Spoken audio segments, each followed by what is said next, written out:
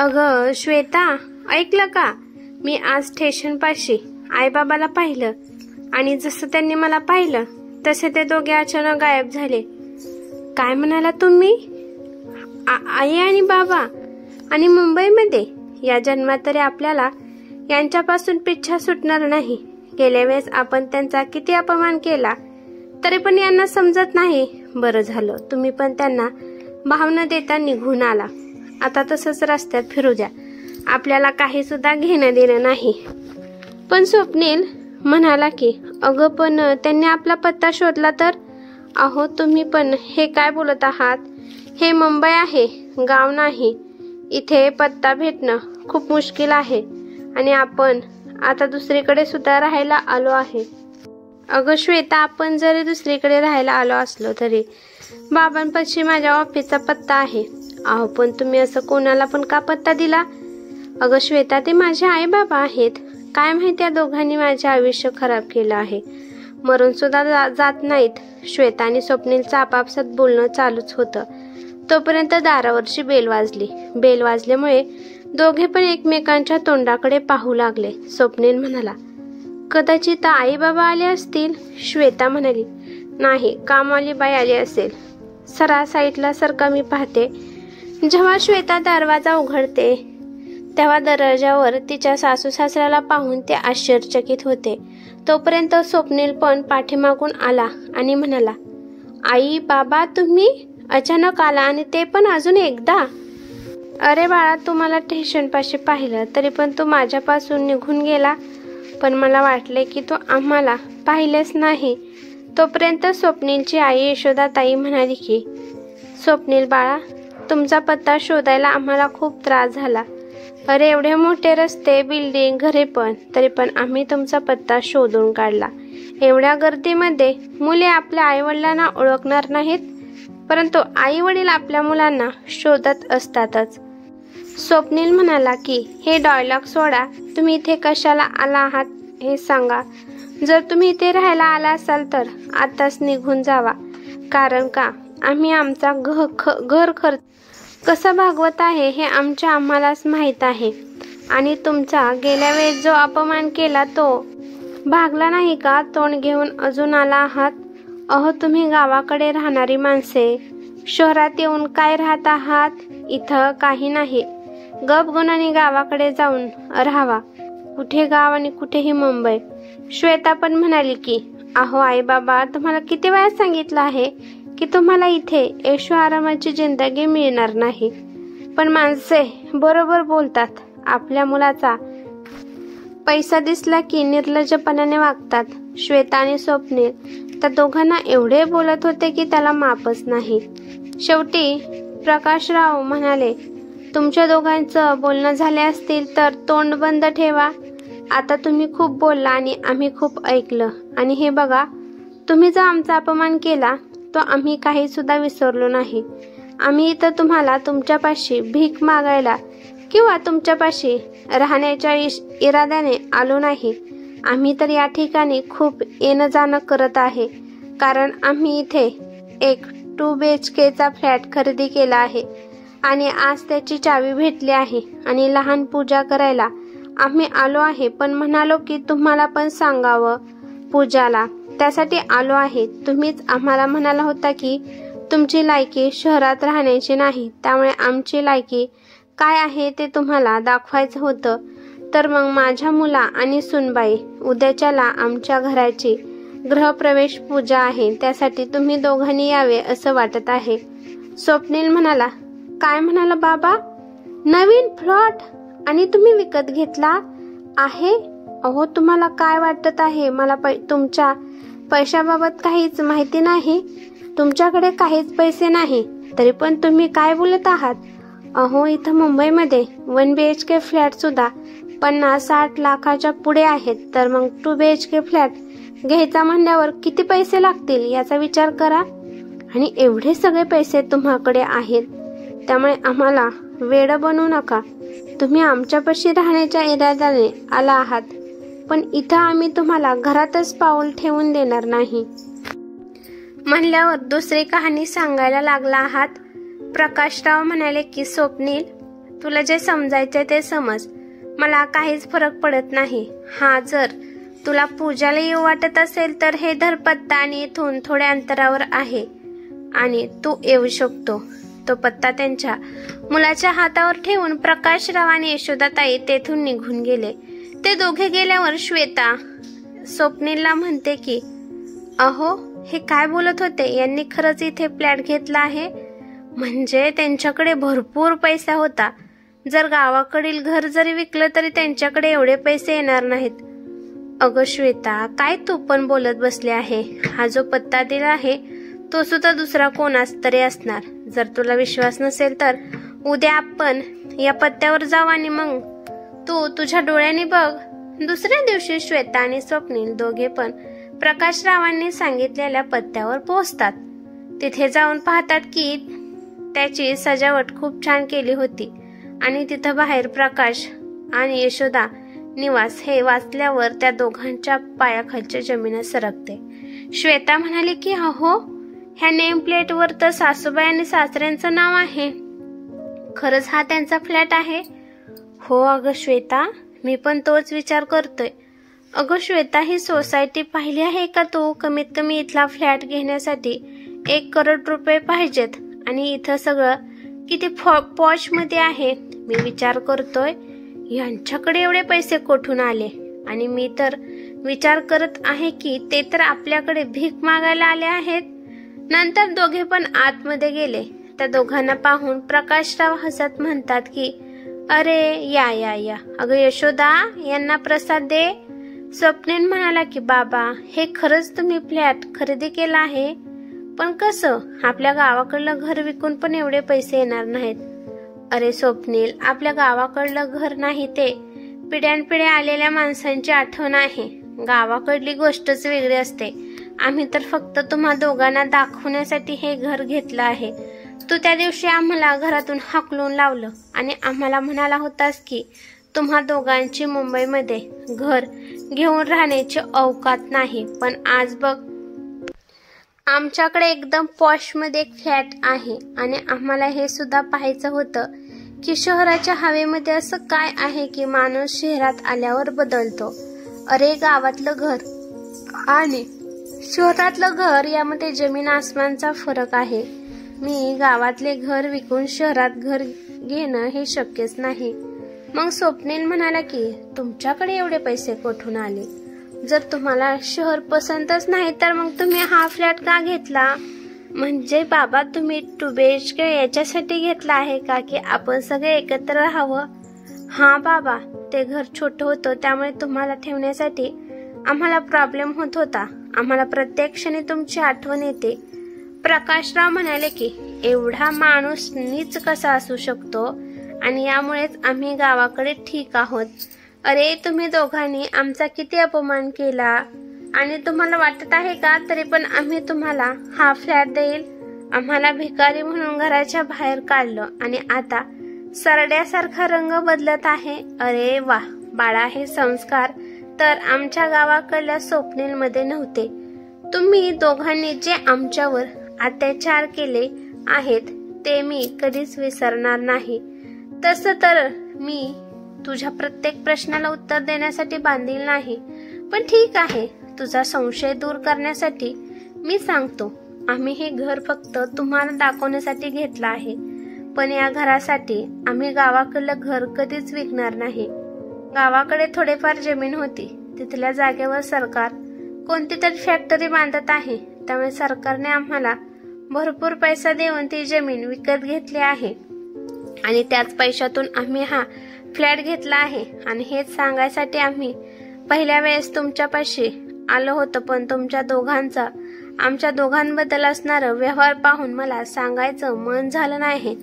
अजून मला आठवत आहे काही महिन्यांपूर्वी, आई बाबा तुम्ही किती दिवसांसाठी आला आहात?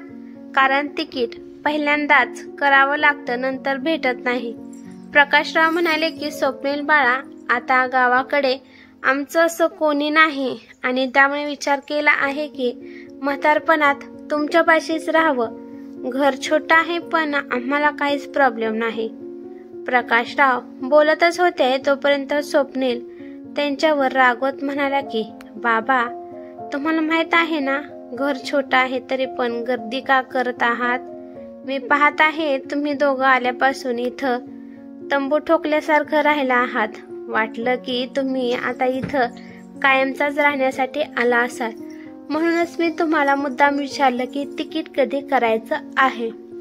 तुमची सून बरोबर बोलत आहे की तुम्हाला गावापेक्षा इथे खूप आराम भेटतो, त्यामुळे तुम्ही सोकला आहात.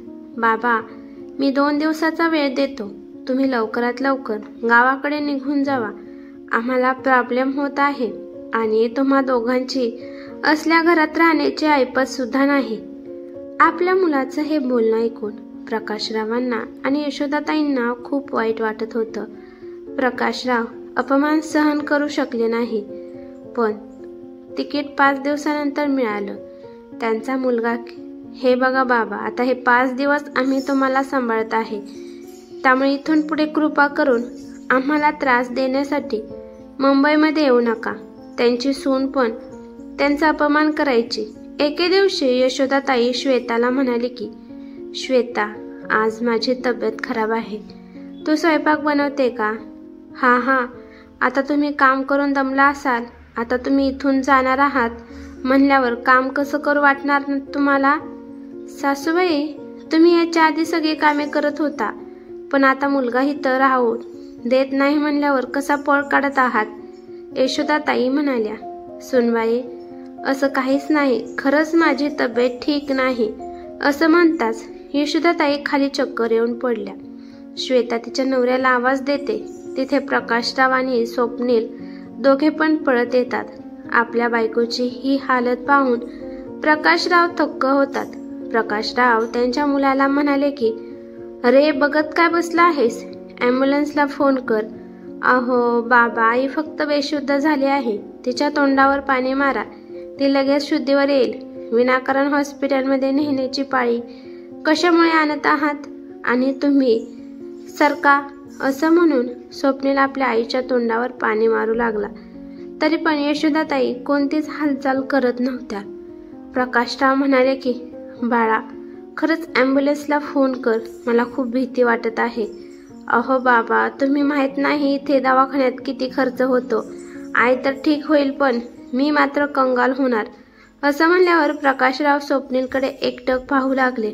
नंतर प्रकाशरावांनी यशोदाताईंना उचलून घेतला आणि घराच्या बाहेर निघून गेले. स्वप्नील फक्त त्यांना जाताना बघत होता. त्यांची सून श्वेता म्हणाली की निघाले असे आहेत की जसे त्यांची कुठे करोडपतीची संपत्ती आहे. आपण पण पाहू की सासूबाईचा कुठे आणि कसा इलाज करतात. सकाळपासून संध्याकाळ झाली तरी पण स्वप्नीलने प्रकाशरावांच्या बाबतीत काही चौकशी केली नाही. रात्र झाल्यावर स्वप्नील आणि श्वेता झोपी गेले. खूप रात्री दाराची बेल वाजते, त्यामुळे स्वप्नील खूप रागात दरवाजा उघडतो तर दरवाजापाशी प्रकाशराव खूप थकलेले उभा होते. स्वप्नील रागात म्हणाला की सापडली का घराची वाट? आणि आईला स्मशानात सोडून आला आहात का? त्यामुळे तुम्हाला एवढा उशीर झाला आहे. स्वप्नील हे काय बोलत आहे? मुलांसाठी आईबापांची काहीच किंमत नाही का? आपल्या मुलाच्या तोंडातून असे शब्द ऐकल्यावर ते आपोआपच स्मशानात जातात. बाबा, आम्हाला वाटलं की या आठवड्यात तुम्ही निघून जातात, पण आईने तर आता नवीन नाटकच तयार केलं. आता मला समजलं की इथे राहण्यासाठी तुम्ही कोणती पण हद्द पार करू शकता. तुम्हाला काय वाटलं? मला काहीच कळत नाही. त्यामुळे मी इथं तुम्हाला 2-4 दिवस काय 1 मिनिट सुद्धा राहून देणार नाही. तुमच्या दोघांचं सामान या बॅगेमध्ये भरलं आहे आणि या घरातून निघून जावा. स्वप्नील, तुझी आई हॉस्पिटलमध्ये मरणाच्या दारात उभा आहे आणि तू तुझ्या आईची तब्येत विचारायची टाकून तू आई नाटक करत आहे असं म्हणत आहेस. तुझ्या आईला हार्ट अटॅक आला होता. जर हॉस्पिटलमध्ये नेण्यासाठी थोडा पण उशीर झाला असता तर मी आज माझ्या बायकोला गमावून बसलो असतो. स्वप्नील म्हणाला की जर आई मेली असती तर बरं झालं असतं. कमीत कमी माझ्या डोक्यावरील एक ओझं तरी कमी झालं असतं. स्वप्नील असं म्हणताच प्रकाशरावाने त्याच्या हातातून बॅग हिसकावून घेतली आणि म्हणाले की स्वप्नील, तू जे वागला आहे त्यामुळे इतर माणसांना कळाले आहे की मुलांना मोठे करता करता आपल्या म्हातारपणाची सुद्धा व्यवस्था केली पाहिजे, नाहीतर मुले आपल्याला जिवंत मारतील. मी जात आहे, परंतु या अपमानाचा बदला मी घेतच असतो. नाही घेतला तर मी तुझा बाप नाही. काही दिवस हॉस्पिटलच्या बाहेर राहून प्रकाशरावांनी आपल्या बायकोचा इलाज केला आणि त्यानंतर ते गावाकडे आले. तिकडे गेल्यावर प्रकाशराव एकदम बदलले. त्यांचे फक्त एकच ध्येय होतं, ते म्हणजे त्यांच्या मुलाला चांगलाच धडा शिकवायचा. आणि देवाच्या मनात सुद्धा हेच होतं, कारण त्यांची जी पडीक जमीन होती त्या जमिनीत सरकार काहीतरी बनवणार होता आणि त्या बदल्यात त्यांना खूप सारे पैसे मिळणार होते. फक्त पैसे येण्याचे बाकी होते. त्यामुळे ही खुशखबर मुलाला सांगण्यासाठी गेले होते की यामध्ये तुझ्यासाठी मी फ्लॅट बुक करणार आहे, फक्त पैसे देण्याचे बाकी आहेत. पण मुलाने जो त्यांचा अपमान केला त्यामुळे त्यांनी आपल्या मुलाला काही सांगितलं नाही. आणि आज गृहप्रवेशा दिवशी प्रकाशराव स्वप्नील आणि श्वेताला सगळं काही सांगत होते. प्रकाशराव म्हणाले की स्वप्नील, तू तर एका जागेपासून बसून तू तुझं नुकसान केलं. तू जर आमच्या सोबत चांगला वागला असता तर तुला आज चांगले दिवस बघायला भेटले असते. आज या फ्लॅट तुझा झाला असता. आज पण हा फ्लॅट तुझा होऊ शकतो, परंतु माझी एक अट आहे. स्वप्नील म्हणाला की कोणती अट आहे? प्रकाशराव म्हणाले की तू आणि तुझ्या बायकोने आमच्या नवरा बायकोची 6 महिने काळजी आणि सगळी कामे करायची आणि त्या बदल्यात आम्ही तुम्हाला कोणताच पगार देणार नाही.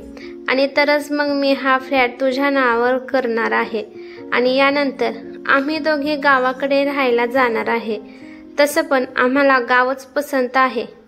हा हा बाबा, आम्ही करू, मध्ये श्वेता म्हणाली आणि स्वप्नीला घेऊन एका कोपऱ्यात गेली आणि म्हणाले की अहो 6 महिने आपल्याला सेवा करायची आहे, त्यानंतर हा फ्लॅट आपलाच होणार आहे.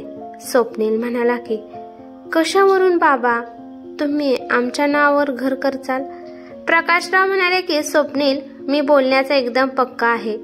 मी कधीच पलटत नाही. आपण हे सगळं कायद्याच्या लिखाणानुसार करू.